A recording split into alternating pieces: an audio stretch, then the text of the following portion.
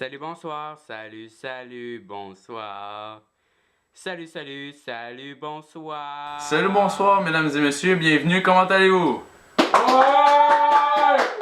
N'oubliez pas que vous pouvez nous discuter tout au long de l'émission au commercial Salut, bonsoir sur Twitter. N'oubliez pas aussi de rejoindre notre page Facebook. Commençons avec le jeune aventurier Julien Dubé qui revient de son périple de la forêt amazonienne, qui court un grand danger. Merci, Gino. Comme il vous a dit précédemment, la forêt amazonienne court un très grand danger. Malheureusement, la déforestation de l'Amazonie ne cesse d'augmenter. Cette forêt, qu'on surnomme les poumons de la Terre, a une superficie de 6,7 milliards de kilomètres carrés. Elle est la plus grande forêt tropicale du monde. Composée de près de 390 milliards d'arbres et de 16 000 espèces différentes, cette forêt héberge près de 50% de toute espèce animale et végétale connue sur la planète. Elle est le plus grand réservoir d'oxygène au monde et représente 20% de l'apport en eau des océans. Elle se trouve à 63% au Brésil et le tiers restant se partage entre le Pérou à 13%, la Colombie à 10% et le reste est un peu éparpillé alentour de ces pays. Malheureusement, tout cet immense territoire aura disparu d'ici 2030, insinuent les scientifiques de l'Institut brésilien pour l'environnement et la gestion de l'espace. La forêt amazonienne a perdu depuis 1970 plus de 758 092 km² de bois, un territoire aussi gros que le Chili ou la Tunisie. Chaque année, à peu près 25 000 km² sont coupés et brûlés, ce qui représente en moyenne 8 000 terrains de soccer par jour. Lorsque l'on coupe les arbres, l'Amazonie devient rapidement un désert, grâce à l'abattage et aux incendies qui s'en suivent, pour finalement faire de l'agriculture et de l'élevage. D'autres activités comme l'exploitation du caoutchouc de certains arbres, du pétrole, des mines d'or, d'argent ou de diamants menacent encore plus notre meilleure source d'oxygène. Lorsque ces éleveurs mettent feu à ces espaces pour les transformer en champs, cela cause énormément de CO2. Les scientifiques disent que d'ici 2030, 55,5 à 96,6 milliards de tonnes de CO2 seront libérées, ce qui est très dangereux pour la planète. En plus, 80% de la déforestation au Brésil est illégale, d'après WWF. Pire, 20% de ce territoire déboisé est aujourd'hui inutile et abandonné. Toute cette exploitation de la forêt amazonienne crée beaucoup de richesses au Brésil, mais devrait-il pas sacrifier cette immense possibilité économique afin de préserver l'environnement et la biodiversité? Détruire cet immense territoire qui nous procure beaucoup de choses positives à notre belle planète. Cette forêt joue un rôle particulier dans la régularité de la température à l'échelle de la planète. L'arbre qui procure de l'ombre permettant à d'autres végétaux de pousser nourrissent aussi plusieurs espèces animaux. En plus, les scientifiques estiment qu'il reste des milliers d'espèces animales et végétales à découvrir. Et parmi ces milliers de plantes encore inconnues, des remèdes à plusieurs maladies pourraient y être découverts. Donc voilà, à mon avis, de très bonnes raisons pour arrêter la déforestation de la forêt amazonienne, qui est nos poumons à tous et aux habitants de la planète. Voilà, c'était Julien Dubé pour la chronique Environnement. Merci Julien pour cette chronique environnementale de ce soir, c'était vraiment très éducatif. Maintenant, passons à la chronique sportive de ce soir avec Anthony Villa. Bonsoir. Bonsoir. De quoi allez-vous nous parler ce soir? Ce soir, je vais vous parler du salaire élevé des sportifs. Les joueurs professionnels des grosses ligues comme la LNH, NBA, NFL et MLB sont payés ridiculement trop cher pour jouer. Ok, je l'accorde, ils travaillent fort à tous les jours pour être performants à tous les matchs, ont la pression du public, les gens les reconnaissent au resto, au magasin, dans la rue, doivent répondre aux questions des médias, n'ont presque pas de temps pour prendre des vacances, mais quand même, est-ce que ça vaut vraiment la peine de gagner des millions de dollars? Non! Cela reste que c'est un sport. C'est normal qu'ils aient un bon salaire car c'est leur métier, ça occupe une importante partie de leur temps. On peut s'entendre que jouer ne vaut pas d'être payé des millions de dollars. De plus, ils n'ont pas eu à payer des études universitaires.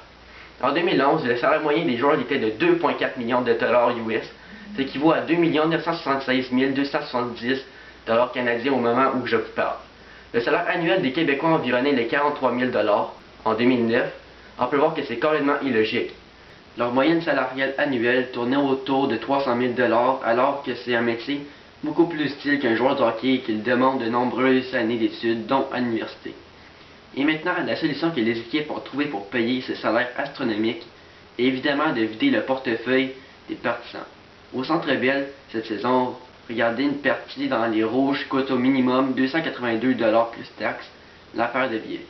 C'est cher, mais non, au contraire, c'est Nobel. Pour voir une bonne équipe, par exemple un match Canadien-Boston, c'est 309 le billet, donc 618 la paire. Juste le prix des billets peut coûter une semaine de salaire. Et là, si vous ne trouvez pas de stationnement disponible dans la rue près du centre-ville, on vous invitera à payer le stationnement 20 des fois 25. En plus, durant la partie, si vous avez faim, vous pouvez acheter un sac de popcorn à 8 Évidemment, ils ne se gênent pas pour mettre du sel dedans car ils veulent que vous coupez la sauce avec une bonne Molson bien froide à 17,25. À ce prix, vous pouvez avoir une caisse à 24. Si les partisans eurent leur équipe parce que les joueurs ne se forcent pas lors d'un match, ils ont totalement le droit au prix qu'ils payent leurs billets et en même temps qu'ils payent les joueurs. Le salaire des joueurs grimpe chaque année, tout comme le prix des billets. Tout à l'heure, j'ai dit qu'un billet pour voir le Canadien contre une grosse équipe pouvait coûter 309 $. Si vous voulez une preuve que c'est maintenant un luxe d'assister à une partie de hockey, écoutez bien la suite. Si le Canadien s'était rendu en finale de la Coupe Stanley lors de la saison 2008-2009, un billet pour le même siège aurait coûté seulement 242 $. 6 ans plus tard, c'est 68 $ de plus pour un match du calendrier régulier. Ce n'est pas que le salaire des joueurs qui est en cause, mais en bonne partie. Le plafond salarial en 2008-2009 était à 56,7 millions et est maintenant à 69 millions. Certaines équipes n'ont pas pu s'adapter à cette hausse de salaire et perdent de l'argent chaque année car le hockey n'est pas assez populaire dans leur ville pour remplir l'amphithéâtre, même si leurs billets sont vendus à un petit prix. Un peu illogique, les joueurs de la NFL gagnent moins que ceux de la LNH et la popularité de ce sport ne peut se comparer au hockey. Pour les tenir en vie, les équipes riches comme Toronto, New York et Montréal doivent distribuer une partie de leurs profits à ces équipes et c'est encore nous qui payons. Malheureusement, nous sommes victimes de cette réalité car on doit débourser des centaines de dollars pour voir des millionnaires s'amuser. Merci Anthony pour la chronique sportive. On se revoit la semaine prochaine. Salut, bonsoir, salut, bonsoir. Salut, bonsoir.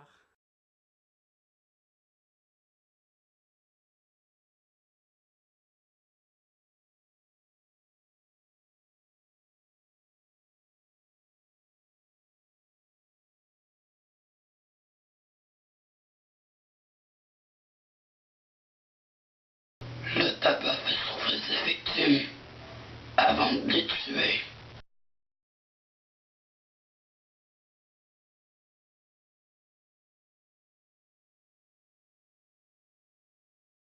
Salut, bonsoir, salut, bonsoir. Salut, bonsoir. Alors aujourd'hui, on reçoit, ou plutôt ce soir, je devrais dire, on reçoit Jonathan.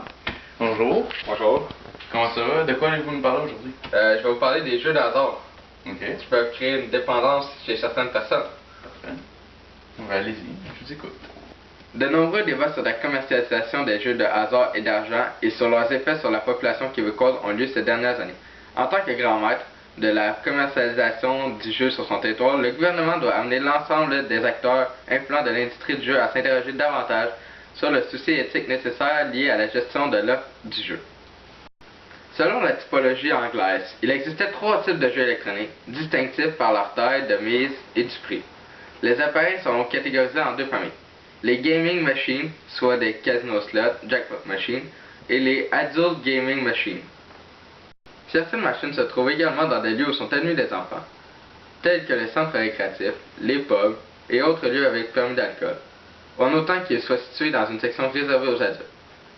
À la suite d'une étude sur le pari et la dépendance en Europe, 2 chercheurs anglais, Griffith et Wood, concluent que toute forme de jeu, ce sont les machines à sous qui entraînent le plus de dépendance. Depuis qu'ils sont sous la gestion de l'Auto-Québec, et non plus sous le contrôle du Gré magasiné, la légalité des jeux va de pair avec la grande accessibilité.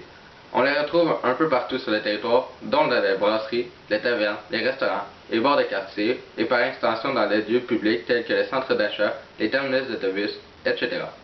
Eh bien oui, l'industrie a graduellement rendu beaucoup plus facile les modalités de paiement sur les appareils à loterie vidéo. celle-ci facilitant par le fait même les dépenses rapides, puisque les joueurs peuvent y insérer non seulement de la monnaie, mais aussi des billets de banque. Par ailleurs, les détenteurs de permis de jeu ont en tout temps accepté, à leur discrétion, d'échanger des chèques de leurs clients contre de l'argent comptable. On a aussi assisté à l'implantation de facilités de paiement par carte de débit. Par exemple, en achetant une bière, les joueurs avaient la possibilité de retirer par la même occasion des dizaines de dollars pour alimenter les machines. L'isolement des appareils à loterie vidéo vise en effet prioritairement à les éloigner de la vue des mineurs.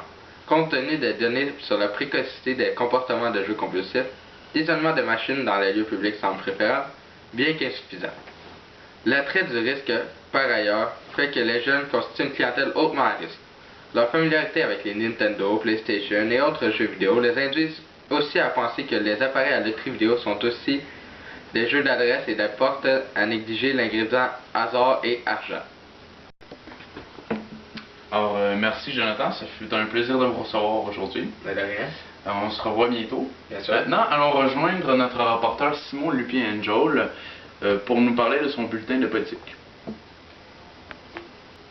Depuis maintenant près de 2 ans, un nouveau chef de parti fédéral a fait son apparition et pourrait bien prendre le siège de Premier ministre du Canada aux prochaines élections. Justin Trudeau est maintenant au pouvoir du Parti libéral du Canada depuis le 14 avril 2013 et est depuis très controversé, notamment à cause de son père, mais aussi à cause des futures élections. Un gouvernement conservateur voudrait baisser l'impôt, tandis que si les libéraux sont élus, ils injecteraient des fonds en éducation, en infrastructure, en commerce international, en innovation et en recherche. Plusieurs pensent que Justin Trudeau ressemble beaucoup à son père, Pierre Elliott Trudeau, tant en idéologie qu'en manière d'agir. Je me dois d'être en désaccord sur ce point pour plusieurs raisons. Premièrement, contrairement à son père, Justin est un homme de terrain, c'est-à-dire qu'il va immédiatement rencontrer ses concitoyens, tandis que son père, lui, gagnait ses combats politiques sur la puissance de ses idées plutôt que sur la force de son porte-à-porte. Ce qui fait que sa prestance nous surprend tous, puisqu'elle est bien différente de celle de son père. Deuxièmement, Justin se compare souvent à son père, disant à quel point il est différent de lui, et pour prouver qu'il n'est pas son modèle de politique.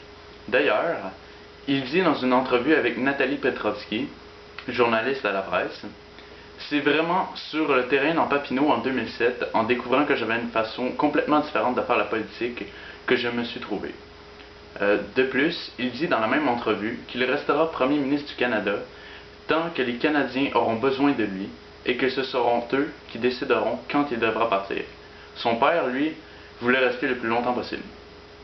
Pour ce qui est du monde qui pense qu'il y a de fortes chances pour qu'il devienne Premier ministre du Canada aux prochaines élections fédérales, ils ont tout à fait raison. Selon un sondage Radio-Canada, les appuis pour le Parti libéral du Canada se situent à 38,5%, ce qui constitue 12 points de plus d'avance sur les conservateurs qui ne recueillent que 28,4% des intentions de vote. Le NPD, lui, aurait 25% des intentions de vote au pays. Au Québec, Justin Trudeau et ses libéraux possèdent le 2e rang, avec 24,5% des intentions de vote, ce qui constitue près de 1/4 des intentions de vote au Québec. Et le NPD, lui, aurait 32,4% des appuis au Québec. En Ontario, les troupes de Justin ont presque la moitié des intentions de vote, avec 49%, alors que les conservateurs n'ont que 32% d'appui. 63% des Canadiens se disent insatisfaits de la performance de l'actuel premier ministre Stephen Harper. Comme le gouvernement Harper semble prêt de s'écrouler aux prochaines élections, il y a donc de fortes chances pour qu'il soit remplacé par l'équipe de Justin Trudeau. Malheureusement, c'est tout pour aujourd'hui. On se revoit demain à la même heure. Alors, salut, bonsoir. Salut, bonsoir. Salut, salut, bonsoir. Salut, salut, salut, bonsoir.